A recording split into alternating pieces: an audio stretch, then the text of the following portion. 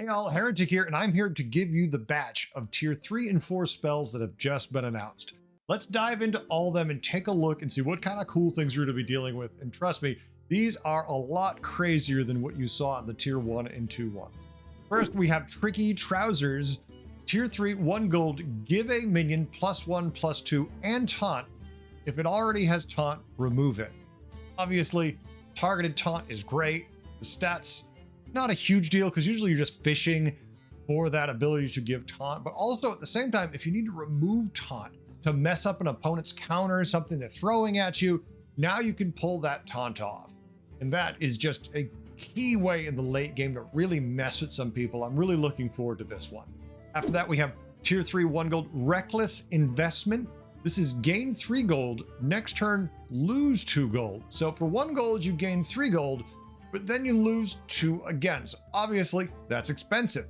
But if you need it now and you know next turn you're going to just tier and you look at the way your gold is played out and how much tiering costs, that's actually pretty good. If you know that even losing that 2 gold, you can still tier, you're pretty confident with the economy or the power you're going to gain from what you're about to buy. That's an awesome, position to be in. The fact that you can control it really does help. Next, we have tier 3, 1 gold, Fleeting Vigor. Give a minion +5/+5 until next turn. Now, until next turn, not great, but +5/+5 for 1 gold to know you're going to win a fight. Maybe give yourself some kind of buff threshold, whatever you're trying to kick out to make happen. Maybe your Mercules wants to do a little more damage. Throw that on him. You might be able to kill a couple more minions and buff what's in your hand even more. Just an example of the silly things you could do with a targeted buff like this. Next, we have tier 3, 2 gold, Shiny Ring. Give your minions +1/+1. Once again, if you're just floating 2 gold, there's nothing in the shop you really want, buffing your whole board +1/+1. Not bad. Not exciting, but not bad. Tier 3, 2 gold, Echoing Roar. Give a friendly minion at the end of your turn, gain +2/+2. So this is going to be a permanent enchantment. It's going to just continuously put a +2/+2 buff on a minion. If you have a cleave or you have a minion you really need to protect to give it survivability, this is going to slowly over time give it more damage and more health. So it'll do the job a lot better. I like this one. Next, we have tier 3, 3 gold, Natural Blessing. Choose a minion.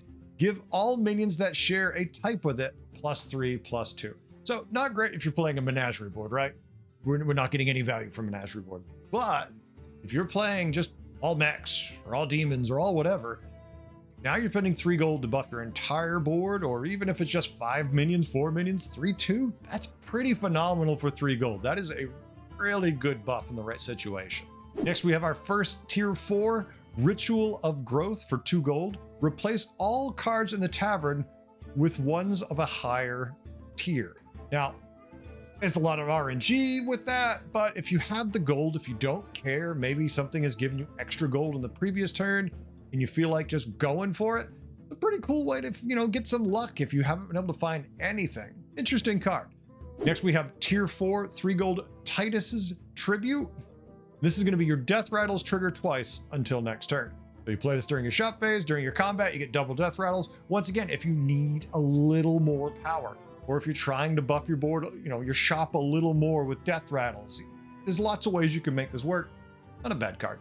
Tier 4, 3 gold, Primal Staff. Your end of turn effects trigger twice this turn. Once again, basically Drakari Enchanter, not a bad card. If you can't find the Drakari, throw this out there, you get that trigger. Very situational, but very good in the right situations. Good card. So for tier 4, next we have tier 4, 3 gold, Misplaced Tea Set. For 3 gold, you're getting give a friendly minion of each type +3/+3. I mean, obviously, that's pretty good. You're spending 3 gold to buff a 4, 5, 7 minions, depending where you're at, with +3/+3. That is not a bad investment in the mid game.